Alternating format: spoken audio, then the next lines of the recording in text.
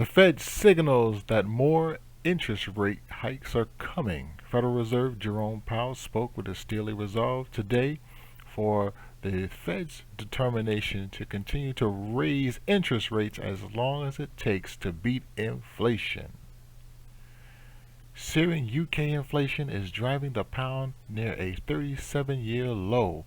It's starting to look like nothing can stop the British pound from sinking to new lows. With talk about inflation surpassing 18% next year and families across the country likely to be pushed into energy poverty this winter. And in other news, man who paid himself $3.9 billion to run hedge fund thinks guy running hedge fund is overpaid. Okay. Paying yourself $3.9 billion to run a hedge fund? Genius. Saying that the guy running the hedge fund is overpaid? Stupid. But if the board asks, why pay me so much? I would say it's to combat inflation.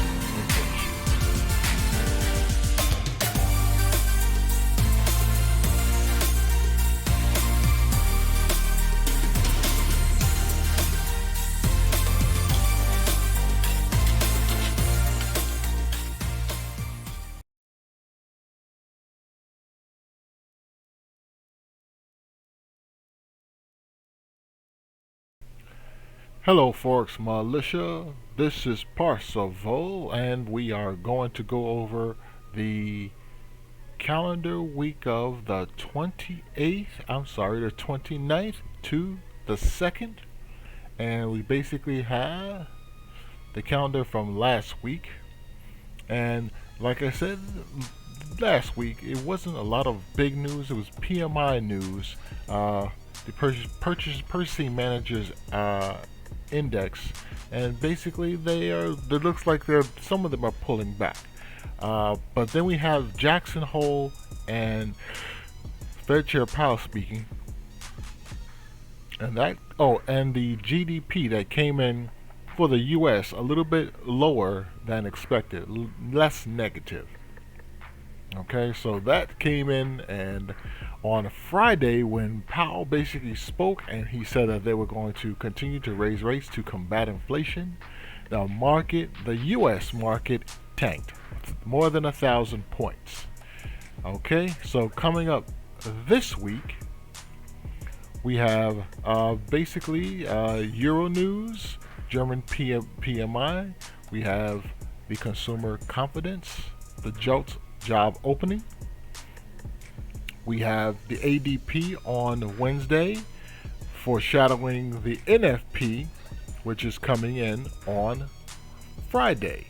We have the NFP, right? And then we've got the Swissy CPI coming in, which is the Consumer Price Index.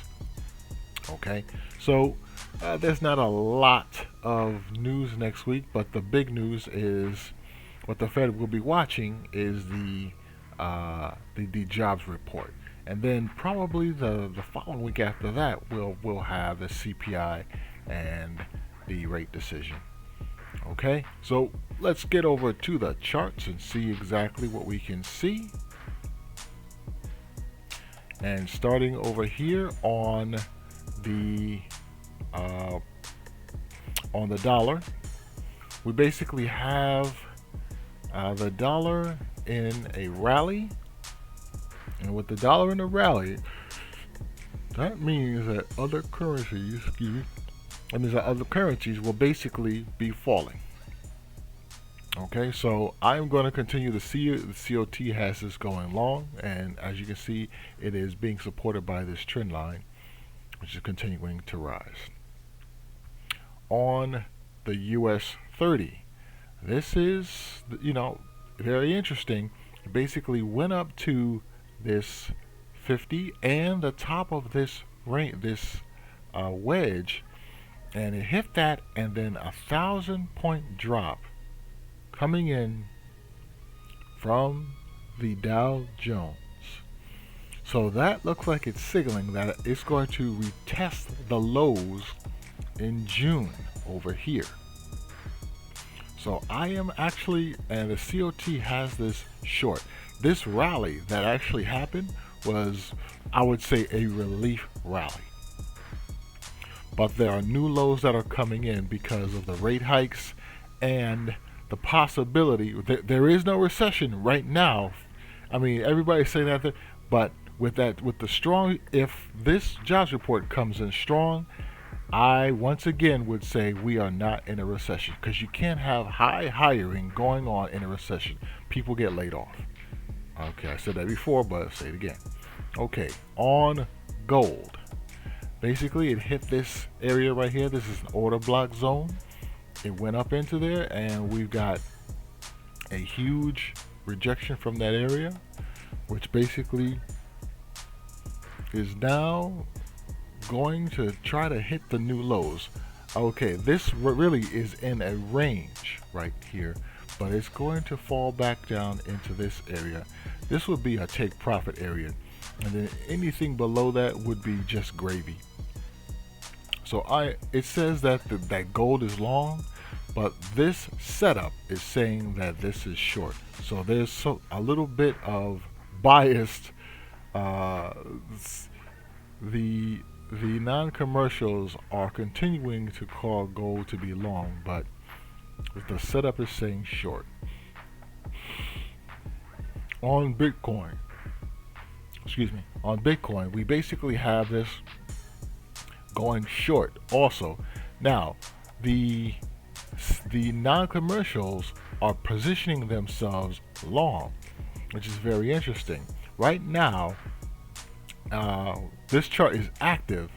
It is below 20,000 right now, and as you can see over here on the shorter term, Bitcoin is basically everybody's short. So this is the sentiment is long.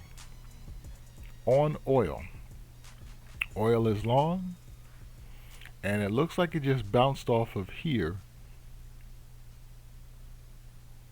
This monthly support line, and what I would call this overbought oversold flip line, and it looks like it's actually going to continue to go long. It looked like it was actually going to go short, but after coming off of this area here, it looks very much like oil is going to start to rise again. So it says that the COT has it long, so I'm going to follow that because it looks like it's setting up to go long. And that higher gas prices means that inflation is going to continue to be a problem. On the loonie, this basically is going to go long. It's going to continue with the dollar to go long, even though the CAD is long also. The setup is looking like it's being supported by this 50 line, and that it is going to continue to go short. It's been supported by this line, this trend line, right? Locking in this wedge here. I guess I should draw it again. So let's draw it again. Let's take that up to there. And let's take this one up to here. Okay, and now as you can see, it is in this wedge right here. Right, and it's staying in this range.